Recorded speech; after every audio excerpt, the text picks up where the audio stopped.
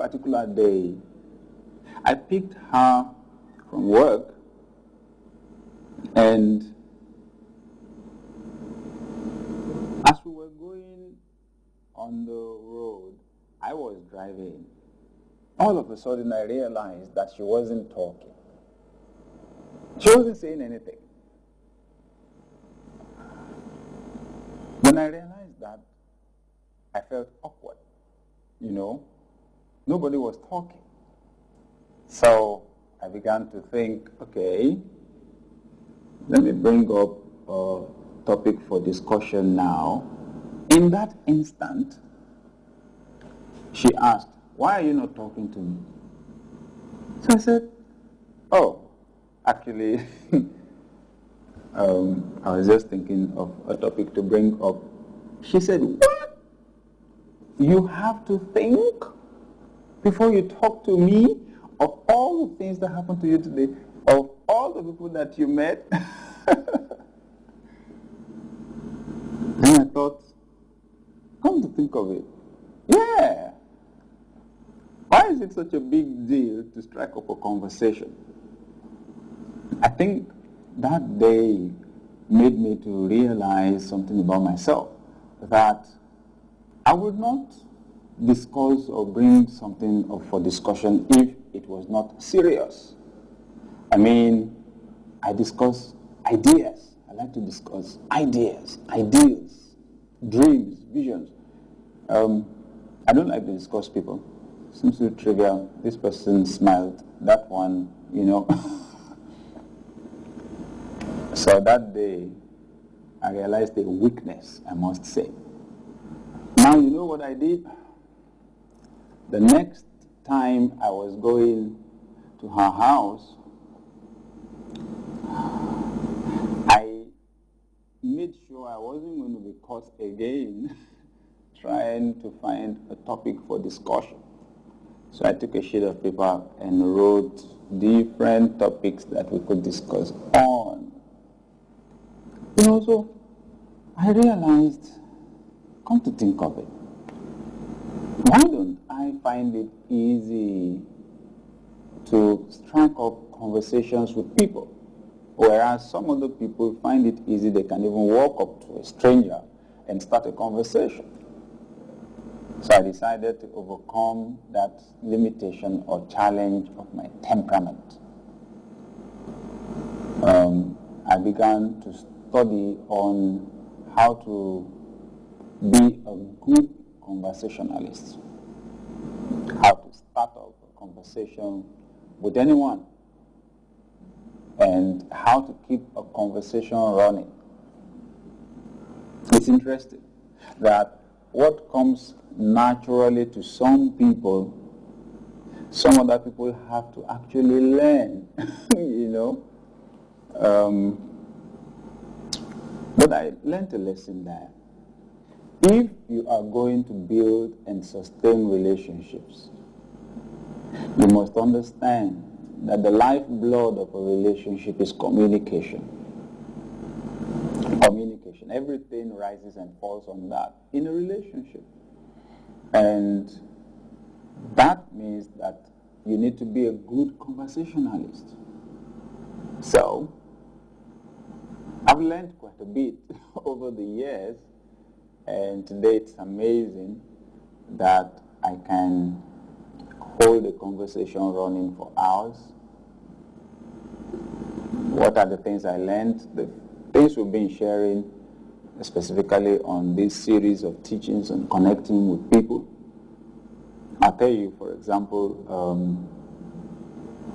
that the basic thing is focusing on the other person and on the other person's interests.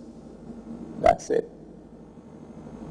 What are they interested in?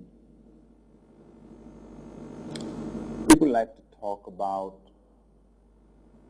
where they come from. Okay? I go to some parts of the world, and if you want to talk to anybody, if you want to get them talking, talk about the weather. Okay? People like to talk about the schools they attended and so on. Getting people to talk about themselves. It's one of the basic secrets that I have learned. Okay? Trying to find a common ground between you and the person you're discussing with. By the time you ask 2-3 questions, you will find it. Which schools did you attend? Where do you come from? Where do you live? Okay? Oh, what do you do for a living? Somewhere along the line, it's either you come from the same place, or you attended the same school, or you like the same kind of food, or you're in the same profession. You find a common ground. Once that common ground is established, it creates a bridge between you and the other person, and you can ride on from there. One other very important thing I learned: ask questions. In our last broadcast, we emphasized on the importance of listening. Critical skill for building relationships. 4 dimensions to communication: reading, writing, speaking. And the 4th one is listening. In school, they taught us the first 3. They taught us to read, they taught us to write, they taught us the oral language, speaking. They didn't teach us listening. And if you don't listen accurately, every other thing may go wrong. What you say may not be correct or accurate. So when you listen during a conversation, if your focus is not on what to say or how to reply when the person has stopped, if your focus is on trying to understand what the person is talking about, you can always find something to pick on from what the person said and ask a question about that. Ask for some more explanation about that. That causes the person to carry on. I'm telling you, when people have had a good time talking with or in an atmosphere of acceptance, what they were saying was not analyzed, it was not criticized, they were not condemned for what they said or any mistakes they made and so on. I'm telling you, people will enjoy your presence. They won't forget that easily. What are the other things people like to talk about? Politics. What's going on in government? People like to talk about the economy. Some people like sports. You need to find out what kind of sport it is. For some people, it's soccer. It's football. Okay? For some others, cricket, baseball, ice hockey, whatever. But you find what it is that people are interested in. Some people like food, different kinds of food. Some like traveling. They've been to different parts of the world. Okay? So, you can build warm relationships with people if you have rich conversations with them. And to have rich conversations with them, you've got to learn to listen. You've got to learn to let people talk. Do some very good listening. Okay? Repeat what somebody is saying after him or after her, just for clarity. It lets the person know you are listening and then helps you to understand better where you need clarification. Well, good.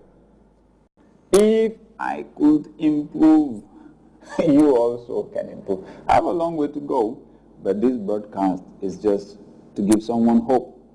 We all can change when we cultivate new habits every single day. And that's what success becomes. Success becomes your habit. You see, you have a habit of succeeding. In this instance, in building relationships, but it's the same in every area of life. And then from there on, it's joy, it's fulfillment, it's happiness every single day of your life. Thank you for joining us on Success Power today. The topic is connecting with people. I'll be back after this break. Success Power. Have you ever wondered why many countries that attained independence from their colonial masters are still impoverished after many decades? Have you ever wondered why some individuals and even whole nations are locked in a cycle of failure and underdevelopment? Answers to these and many more questions are available in the book The Second Revolution by